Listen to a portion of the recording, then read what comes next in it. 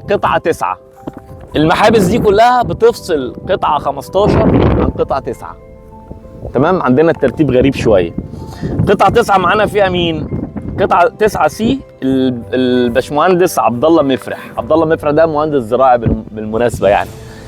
باشمهندس عبد الله مفرح يعني. قرب يا ابراهيم بعد اذنك. دي قطعه حضرتك